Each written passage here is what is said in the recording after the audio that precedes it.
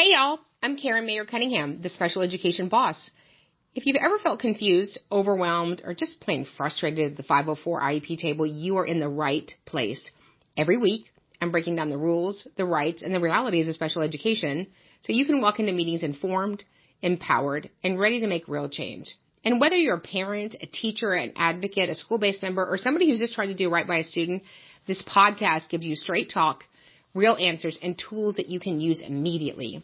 I'm not here to play politics. I'm not here to play sides. I'm here to train people who sit at the table and teach you how to follow the law, ask the right questions, and protect the rights of students. So go ahead and hit subscribe, share this with a friend, and you know what? Meet me back here every single week. We're not just talking about change. We're making it. Because when you know better, you do better. And when we get it right for the child, we get it right for everybody. I know my procedural safeguards. I know my procedural rights. I know what I'm entitled to. Absolutely. Do you know what your rights are in special education in 504? Are you enforcing them? Are you asking for them to be delivered? So what are your rights and how do you know they're being delivered? We're going to talk about that tonight because so many people don't have a clue about what their child's rights are in special education. And some of those people might be at the school. So when you're listening to people that are telling you what your rights are and they don't have training in special education implementation of legal rights, you might be being led astray. And so I see it every day. It's unfortunate. 99.99999% of the people that work in schools are fantastic. God bless teachers and administrators and all of those, but you don't know your rights and you're listening to somebody else who's telling you what they are. So I think that it's really important for us to get back to the basics. What are my rights? What are my rights? What are my rights? At the beginning of every IEP meeting, you are delivered a packet called your procedural notice of procedural safeguards. It's a really fancy word for your rights. And the safeguard is, what are they safeguarding you from? Not knowing your rights. And so I know at the beginning of meetings, we'll start the meeting. Let's do introductions. Is anybody recording? You guys are recording, right? Please tell me that you're recording. So we're recording. I was in an IEP a few months ago in another state. I won't tell you the name, Nevada. And she said, we voted and we're not going to record. You voted? Was there a vote? So not really sure what that means. I've looked it up in the Federal Registry. Voting against recording, not there. It's just not there. So here's the good news. It's either in IDEA or it's not. It's either in or it's not. And so you want to make sure that if somebody's telling you what your rights are, especially when you're trying to enforce and invoke them, and you get a lot of what we call pushback. Anybody ever gotten any pushback from the school? No, Karen, we don't even know what you're talking about. We only get pushed forward from the school, right? So if you don't know what your rights are and you're depending on somebody to tell you what they are, you want to make sure that somebody is trained, has integrity, and a moral compass.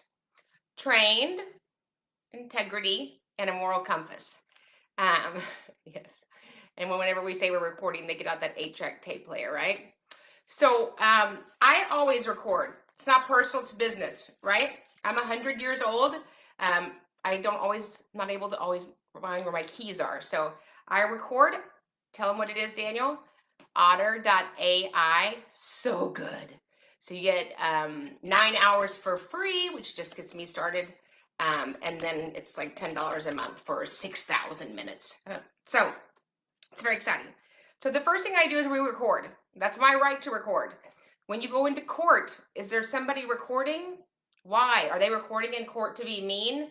No, so that we can capture the information, so that we can capture the decisions that we made, in case we have to go back and make a clerical adjustment. And so it is the most important thing that happens in your child's educational product is that we deliver the IEP with fidelity, continuity, but a lot of that is based on your rights and if you know what they are.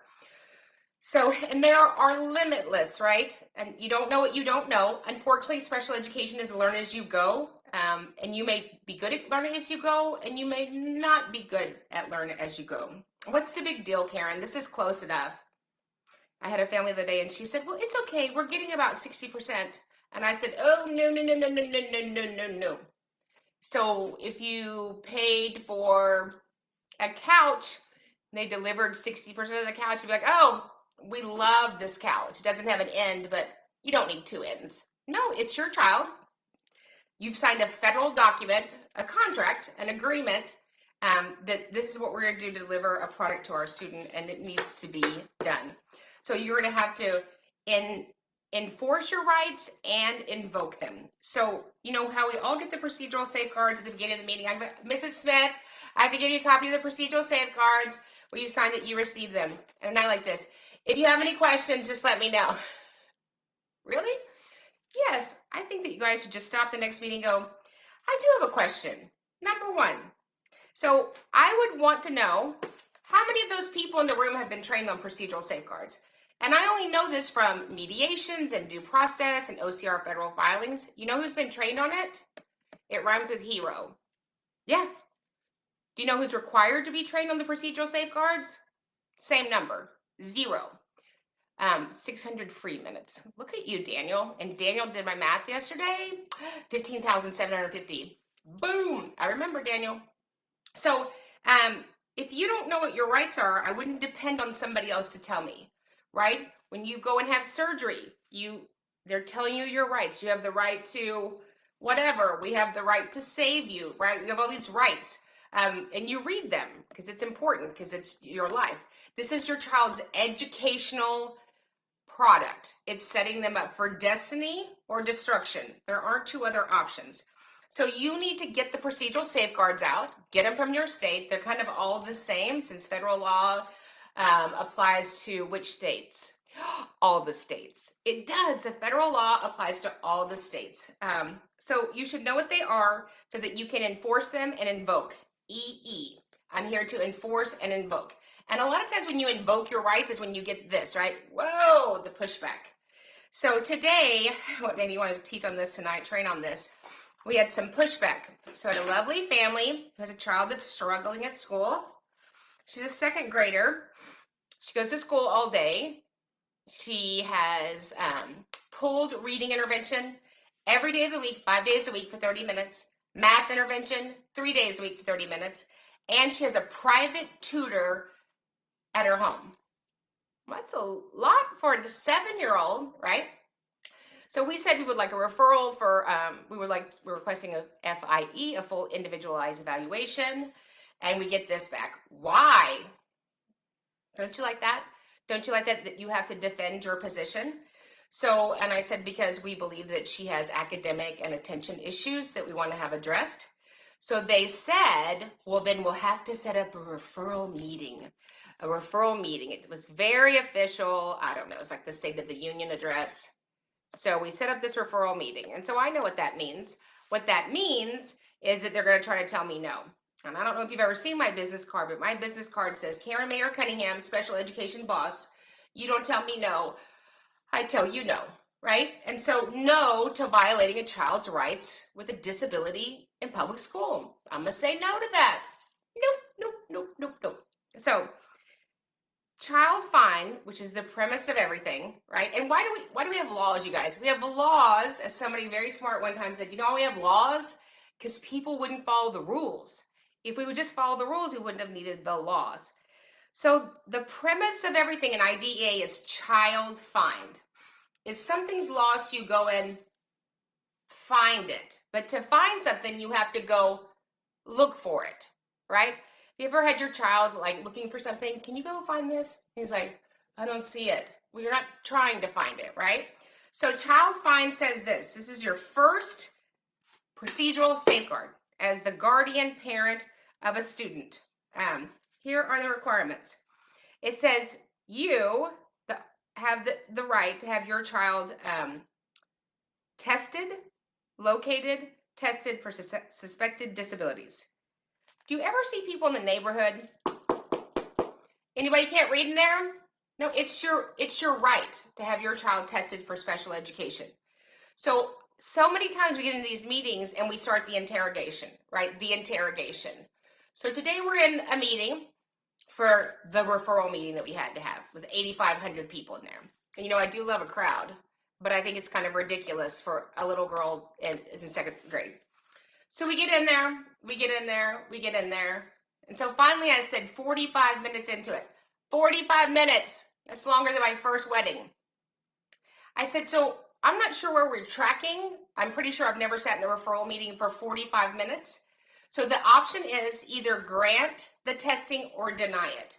But I'm not going to have you sit here and interview my client.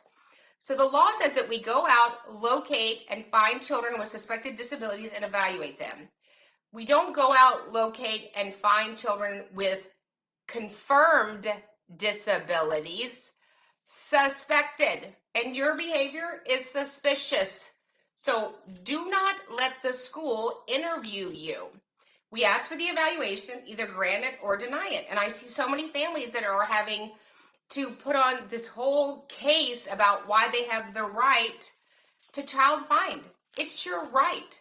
So a child who is in need of special education testing, it's your right to request that. So here is the email that we send. It's very clean, right? So, dear staff, this is our formal request for Billy Smith to have special education testing. Areas of suspected disability are attention and learning disabilities. So today we're in this referral meeting. Oh, and I wanted to be referred somewhere else. And it's going slow. Like, don't you like that? Like the Chinese water torture. And I like one speed on, right? And so I can tell by the way they're talking where they're tracking. You can just tell, like, they're excited to be there. And I could tell because the general ed teacher is going like this the whole time. And I said to her, I said, you seem upset. I'm not upset. Well, you're shaking your head every time I talk. So, I know what happens in these meetings sometimes, and it's really unfortunate. It's really bad manners, and it's illegal, right? So we're going through this as slowly as possible, right? And so they're saying how good she's doing, how good she's doing, how good she's doing. So I said, so she goes to work all day, called school. She has all these interventions. She has a private tutor as a 7-year-old. I don't know that she's doing so good. Oh, she's doing really good. I said, well, she failed all of her benchmarks. Well, maybe you don't understand what a benchmark is. I understand what a benchmark is, and I'd like to hit you over the head with a benchmark. So I'm not 22, right? So no, she's met him. I said, so in the red letters where it says did not meet, does that mean meet? No, I don't think you understand what they're for. Yes, I understand what they're for. Then I asked him, what is her reading level? Promise you this is what she said. Promise you. She's at a DRA-K. She's at a DRA. You use DRA? Yes, we do. Okay. Well, DRA is numbers. No, it's letters. No, I have it right here. Well, I don't know how outdated that was. Well, it's not outdated. I don't have anything outdated. She is a K. Maybe you just need to convert it. Oh, I'm about to convert you. Right? So again, that's why we have the reading chart for you guys that we're gonna show you at the end of the reading chart. It's so exciting. So when you're being told stuff, when you're being interviewed, when people are talking to you condescending, that's a problem because you tried to invoke your rights. And so she's talking, she seems, and when she's focused, she doesn't seem very focused. I said, well, that sounds like your opinion, and we do all things in special ed based on one thing, data. She's 7. I don't think that she got this morning and said, ooh, I cannot wait to not focus in Mrs. Smith's class. So we get through it, she's going slower, and so here we are now at the conclusion. Do we think as a committee, she's made great progress. So I just said, listen, either grant the testing or deny it, but we're not doing this. So finally she goes, well, school-based members, what do you think? And one of them said, why not? Right? 1 hour. 1 hour of Chinese water torture. And the truth is, most parents aren't able to hold up under that Chinese water torture. The school started out saying, well, she's never been tested for special education. And I said, well, actually, September 10th, 2018, she was tested. No, she wasn't. She was at her private Catholic school. It should be in her folder. We don't have it. We need to see a copy of it. I said, well, you have a copy of it because you're the school. What were the findings? I said, well, they never provided them any findings. What was it for, Mom? What test did they use? She goes, well, I don't know. I wasn't there doing the test. What were the findings? The findings were you are wearing me out. So when you get into sort of those word things, and we're back and forth, and we can't do this, and our school can't do this, I would find that to be really suspicious and concerning. And it's bad. It's just bad manners. And unfortunately, I see it more times than I care to remember. But it's pressuring parents to make decisions based on data that is not accurate and leading people about what can and can't happen based on their rights. So you have the right, you have procedural rights. So every year the school must provide you these rights. This school is required to give you this notice of procedural rights one time a school year, except that the school must give you another copy of the document upon initial referral or request for evaluation, receipt of the first special education complaint filed, receipt of the first due process hearing, complaint in the school year when a decision is made to take disciplinary actions that constitute a change of placement, or upon your request. You and the school make decisions about your child's educational program through a process called the IEP. The IEP committee determines whether the child qualifies for special education services and related services. The committee develops, reviews, and revises your child's plan placement. Additionally, information regarding the role of the committee is available from your school in a companion document. So again, you can only invoke your rights if you know what they are. So if it sounds suspicious, if it sounds funky, if the people there seem irritated, that is an indicator that maybe you're not getting the whole truth. And if you're not getting the whole truth, I would call that a lie. Yeah, that's what I would call that. Because you took the whole federal funds. And I hate that parents are treated this way. And so many times parents are like, well, I don't think I need an advocate. I get along with the school. This has nothing to do with you getting along with the school. If you were going to buy a house, would you get a realtor? Mm-hmm. If you're going to buy stocks, would you get a broker? Yeah. Why? Because you're a mean person? No, because you don't do that for a living, right? So you're going to want to take somebody with you. There's lots of agencies. There's lots of support groups. Maybe it's another mom. Maybe it's somebody that can just help you walk through the process. But this is a decision that you're making for your child's educational future. You're advocating for them because they cannot advocate for themselves. And so I just really want you guys to watch when they twist and pervert information. I can't stand that. So we finally get to the process. Like, finally, we're going to have a baby. It's been 9 months. So she starts out the meeting, the referral meeting, and she said, oh, this is Mrs. Smith, the speech language pathologist, but if it's okay with you, we're going to go ahead and dismiss her. I said, why? Well, because you didn't ask for a speech in your request. I said, well, this is an initial full individualized evaluation. So in the initial, by law, you have to do it in all areas. So you want her to say? I said, well, actually, I don't care if she stays or not. She doesn't need to give us notice and consent, but it's certainly, I said, it's your decision. And the little girl, she goes, I'll stay. Okay, great. She's going to stay. So we're walking through it. We finally get to the end. We finally agree that, oh my gosh, this child has an educational need. And so she goes, okay, so you want cognitive? So you're looking for specific learning disabilities? Mm-hmm. So you want cognitive? Mm-hmm. Achievement? Yep. And then you want attention? Mm-hmm. Well, do you have a doctor's note with you? I said, so we don't need to have that right now, and parents are not going to be asked those questions. It's part of the evaluation. So, and then she goes, so we'll do an FBA, and I said, so we'll do a full psychological evaluation. That's what that emotional behavioral piece is. Okay, so I think we've got it. I said, so you're going to do adaptive behavior. Do you want that? It's one of the 8 that we test in. And we're going to do sociological. Yeah, we could do that. And we'll do health and medical. That's the doctor's note if you're going to get it.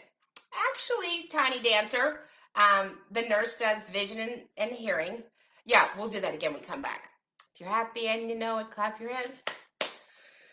So, and I said there's some additional stuff that we would like. We would like a music therapy evaluation. We would like assistive technology and written expression.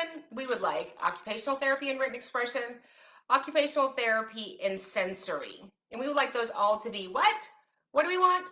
Formal. Do we want a screener? No. Formal. We don't want a screener. We're not interested in a screener. If I wanted a screener, I wouldn't be having a referral for special education testing. So you have to know what you want. You have to know what your rights are, and you have to be able to invoke them. 75% of the world are responders, 25% of the world are drivers. I think we know which category that I'm in. So you're outnumbered, you're outmanned. So when you go to these meetings, make sure you have somebody there to support you. You need support from a friend, a loved one, so that you can get through the process and you know your rights. If you don't know your rights, if you don't understand something, then stop. Say, I don't understand where you got that from. Because a lot of times people say, well, it's our policy. I like this. In our district, during this one meeting today, this one meeting I could train for 10 hours. She goes, well, in our district, dyslexia is not special ed. It isn't? Like you have like a special district? I said, so dyslexia is either served under 504 or IDEA if you have a specific learning disability and you also have dyslexia, that comorbidity may rise to the level of being served by a special education teacher.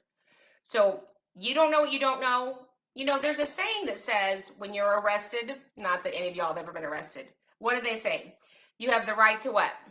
You have the right to remain silent. Something I've never invoked, right? Because why? Everything that you say will be used against you. So watch for when you're saying stuff in a meeting, when you're trying to help your kiddo, is it being used against you? We also have in our great state of Texas, we have IEPs, they're called facilitated. And that's where somebody sent from the state comes and helps facilitate the meeting. I call it advocate light, but knows what your rights are and it can explain them to you and then can also help explain to the school what the parents are saying, because sometimes there's that gap. So after this long hour, it was an hour, guess what? We got the notice and consent and we signed for her to have special education testing. And when we make it that hard for parents, most parents will just go away. And it's so unfortunate because those kids don't get what they need and are entitled to, and we have laws around. So make sure that you don't back up because it was uncomfortable. So child find is what we're talking about. It is important that we know that the school is to go out 3 things. Locate, identify, and evaluate children with disabilities, with suspected disabilities. You don't have to prove your case. You don't have to give 74 evaluations. You don't have to prove how big the gap is. You have to request special education testing when there's a need. And so a lot of times I see these families that don't get that, but they're like, but I got a 504. Look, I got a 504. Do you know what a 504 is? Yeah. A 504 is not special education. It's not specifically designed instruction. It's not. A 504, we're not measuring something. You don't have the legal protections. If you have a 504, the school can call down your student, whether he's 7 or 17, and take away components of the 504. Did you know that? You didn't. So if you don't know something, what you don't know really can hurt you. So I want you to know what your procedural safeguards are. I want you to get them back out, print them off from your great state. Number 1, child find.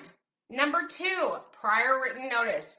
You have the right to be notified legally about the decisions we made, what we accepted, what we rejected, and both parties' positions. Okay? So please go get your procedural safeguards and open them, right? So we spend the least amount of time in a special ed meeting on them, and they couldn't be more important. So a couple of questions have come in. You guys have the best questions. I love your questions. You have the most amazing people that you work with. You did a third of their job by bringing the student to them, and they still try to ignore the need. Yes, that's true. That is, but I help them. I help them with the need, right? So here's what you need to know. So we talked about this yesterday, all the contingency plans, and we like to give you ESY, and people are just agreeing to all sorts of stuff and drinking the Kool-Aid. So here's some new little letters that I got back. So we make it really clear, right? We disagree with the contingency plan as it denies my student faith. However, during COVID, whatever general ed or special education services you'd like to provide, Billy Smith, we'd be happy to receive. So it's pretty clean. We didn't say you're a bottom feeder and I know what you're doing and you're going to special ed jail. Didn't say any of that. And just note our concerns. So here's what school said back. So let me see if I got this right. Oh, that sounds nice, doesn't it? So you're saying you agree to part of it or just some of it, or you don't want any services? Does that sound like manipulation? It is. It either is manipulation or it's not. So if you don't agree to the contingency plan, then we have to. I'd watch that phrase, we have to. We have to have a meeting. Well, you didn't have a meeting when you made the contingency plan, but if I disagree with you, you have to have a meeting? I don't think so. So I actually sent a lovely email last week because I'm lovely, and they just wouldn't stop. One school wouldn't stop. So finally I replied all, and it's a good thing I go to church. I replied all and I said, stop manipulating the parent into coming to an illegal meeting. The principal was like, thank you, Ms. Cunningham, the diagnostician. Oh, I'm sorry. Da, da, da.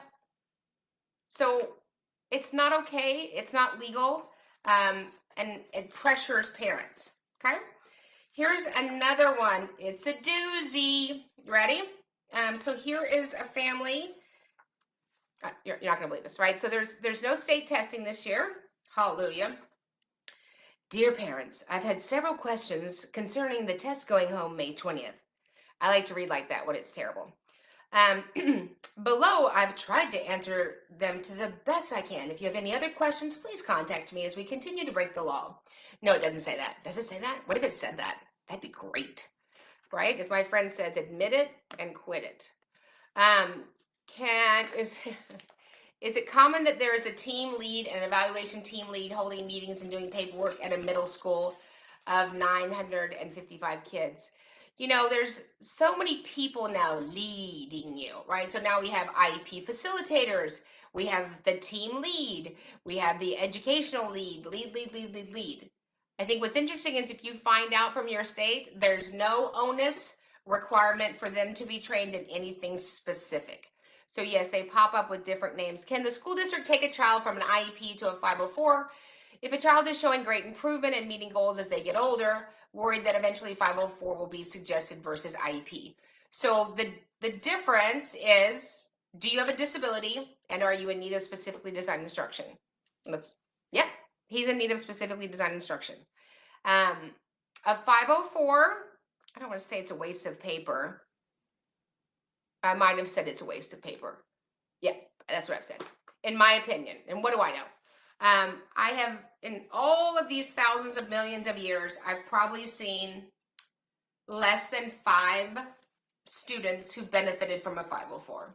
So that's bad math. So a 504 costs a district. We just had a great article come out September 2016 called Denied, where it was revealed that Texas had put an illegal cap on special education. So egregious, so embarrassing, so disgusting for 10 years. And we capped it at 8.5%. I was on an attorney call the other day. I'm not an attorney, but I have walked across law school campuses. I don't know if that's the same thing. And he said in his state, the great state of, what are the states on the right side by the water? I think it was in Pennsylvania. This is terrible. I'm making it up. The percentage of special ed in his state was 12%, which was fantastic. So the national average of special education students is about 12.3%. Pediatricians will say 25%. So in this article, Denied, in the Houston Chronicle, it said a 504, wait for it, costs the school district, anybody? $2. Not 200, not 2,000, $2. Pretty sure can't get a coffee for $2. Not a coffee and a bag of onions. An IEP is going to cost the school district about $2,500. $2, $2,500. So my child might be the most expensive child in the school, and that's fantastic. I don't have a problem with that. My child has the same right to an education, services, and supports as the valedictorian, the captain of the football team, and the genius that can split an atom in science class. So there are things that you don't know that are impacting those decisions. But yes, if your child is no longer in need of specialized instruction, you could consider a 504. I was told the same thing, that she was going to be retested to take my daughter off an IEP. I was at a meeting one time and we asked for new testing. It's sort of like when if you ever, there's a saying called, poke the bear and you get this response. There's a reason you get that response.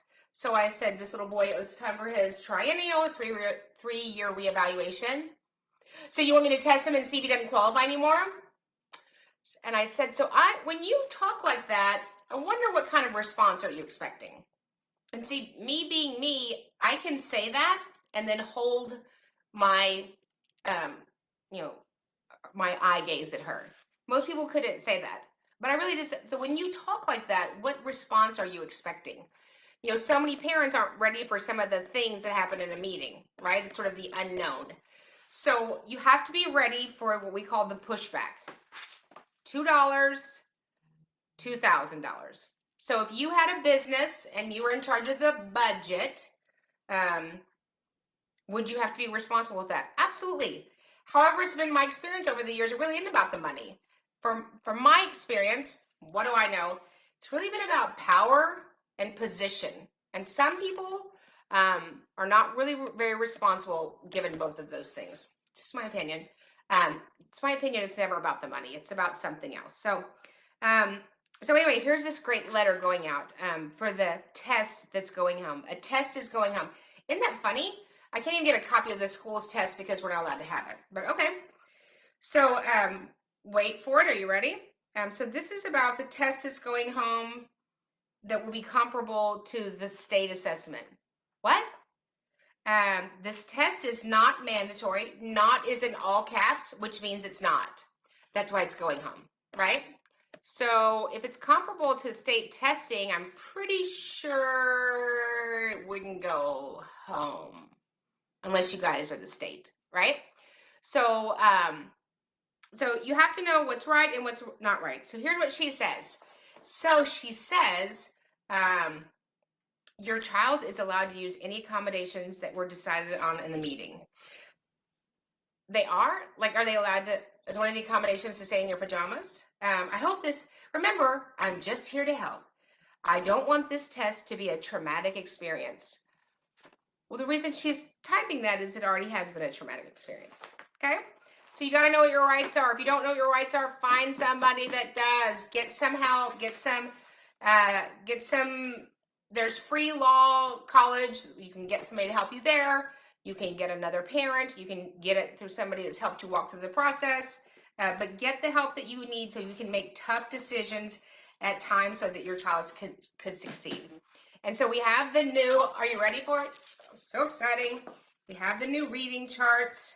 So stunning. It is across 8 curriculums. Look how exciting that is. So if you want a copy of the reading charts, look how beautiful that is. And then you just pull it out and you go, Mrs. Smith, DRA. Of course, you have to be able to make noises. Bloop. DRA would be numbers. So, which is the opposite of letters. Is it the opposite? I feel like it is. So triennial. And they didn't put in the IEP is corrected. We're going to fix that. How does a triennial FIE change at 18 plus transition areas to address? That's a great question. So the triennial, so if you were going to look for services, As an adult, you need to have that triennial be within 1 year of them turning 18. So a lot of times with my kiddos with an intellectual disability, maybe we're going to get guardianship and they'll qualify for that 18 to 21 education. We have to have that current so that when we give it to an agency, when they're adults, they can pull that data as current. So that really is important. So it's not about new eligibility. It's about present levels and how their disability impacts them.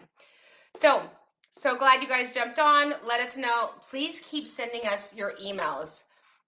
Couldn't believe it unless I'd sat in it. You know, I always say in special ed, I've seen it all, and I'm wrong. I'm wrong. So haven't seen it all. And people, I am enamored by people, and bless their hearts. I think most people in special ed are doing the best that they know how to do. But this is your child. If your child needed oxygen, you would get them oxygen. Your child needed good food, you get them good food. Your child needs a free and appropriate public education, and they're entitled to it. So if you guys want a copy of the reading logs, they're $75,000. We're waiving that fee. Daniel's going to pay for everybody. Daniel's going to pay reading logs on the house. Everybody gets a reading log. So just email me if you guys want a copy of the SMART goals, if you want the weekly logs, the your IEP data collection logs. And now we have the reading log. It's so exciting. So just shoot me an email at Karen@specialeducationboss.com. Remember, we're doing all of this for one reason: successful student outcomes. We want our child to have gainful employment, independent living, and further education. When we get it right for the child, we get it right for everybody. If you have a question, just drop it in the queue, send us an email, and we will look forward to training you on whatever you guys need. Be careful what you sign at the end of the year because we're wrapping it up fast. One last thing. There's this new little thing that they're slipping into the schedule of services page, and it says, it's a little tiny baby line, and it says, this IEP will be implemented when school is back in session. Nope, this IEP will be implemented every day. So school is in session, the building is locked. Read it. What you don't know can hurt you. You have rights, invoke them, enforce them, and go out and you guys be the best special education boss your kids ever had. Hit subscribe, share this with a friend, and you know what? Meet me back here every single week. We're not just talking about change, we're making it. Because when you know better, you do better. And when we get it right for the child, we get it right for everybody.